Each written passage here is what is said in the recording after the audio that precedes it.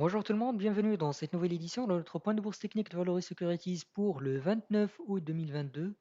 Alors la dernière fois, nous avons signalé sur le MASI qu'on pourra assister à un retour vers la moyenne mobile 20 jours, la moyenne mobile court terme, qui pourrait donner lieu à l'amélioration de l'intérêt à l'achat sur le marché, chose qui ne s'est pas faite puisque le MASI a continué de traiter dans sa zone de consolidation durant la semaine dernière, en enregistrant une contre-performance de moins 0,2% après 3 semaines de performance positive consécutive. Alors, pour la semaine prochaine, comme vous pouvez le constater, cette bougie de mercredi, il témoigne de la présence des acheteurs à la suite de chaque mouvement de correction. D'accord. Mais à contrario, je dirais qu'on ne pourrait pas dire qu'il va y avoir une accélération haussière, justement parce que les signaux ne sont pas très, très clairs pour l'instant. Alors de ce fait, je dirais qu'on resterait dans un trading range très serein entre le plus haut et le plus bas de la semaine dernière, en attendant une sortie violente dans l'un des deux sens.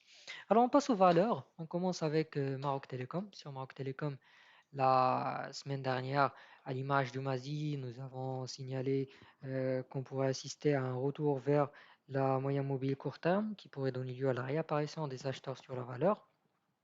Chose qui s'est faite, puisqu'au contact de cette moyenne mobile 20 jours, nous avons enregistré 4 séances consécutives de performance positive sur Maroc Télécom. Euh, alors pour l'instant, Maroc Télécom est en cours de formation d'une figure chartiste de bullish pennant qui pourrait voilà, donner lieu à une accélération haussière, mais qui reste à confirmer si on parvient à franchir cette résistance ici. Alors, en cas de franchissement de cette résistance, c'est là où on pourrait dire qu'il y a un réel momentum à l'achat. Et notre objectif serait aux alentours de 124-125 dirhams. Alors on passe à Tijari. Sur Tijari, à l'image du MASI, à la suite de ce mouvement de correction, nous avons enregistré 3 séances consécutives positives. Euh, alors, ça reste un élément qui est déjà positif, d'accord? Alors, l'autre élément positif à signaler sur Tijari, déjà, c'est ce Marubozu. Alors, c'est des bougies de type Marubozu qui a toujours servi comme signal d'achat avant plusieurs accélérations haussières, comme vous pouvez le constater. L'autre élément positif, c'est qu'on est au contact de cette moyenne mobile 50 jours qui pourrait servir comme support pour la valeur pour l'instant. D'accord.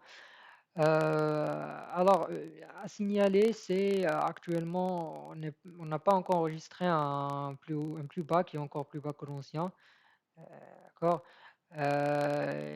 Si on arrive à franchir cette résistance et notre objectif serait d'atteindre un nouveau plus haut, et c'est là on pourrait dire qu'il y a un réel momentum à l'achat et que la valeur prendrait une trajectoire haussière.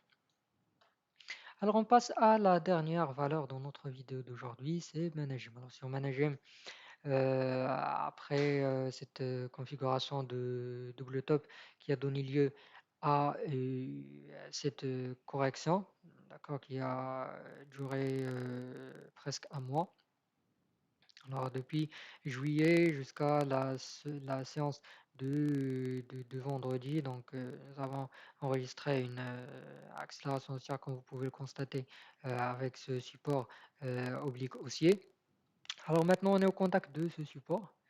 Si on parvient à se maintenir au-dessus de ce support et on arrive à franchir le plus haut de cette zone de consolidation, là, on pourrait dire qu'il y a un réel intérêt à l'achat sur la valeur et c'est là où on pourrait indiquer la présence des prémices d'une accélération haussière sur Managem. Surtout aussi sur le RSI qu'on est au contact aussi d'un support, d'accord, qui pourrait, en cas de la non-cassure de ce support, donner lieu à une accélération sur la valeur. C'est tout pour aujourd'hui. Merci pour votre attention et à la prochaine.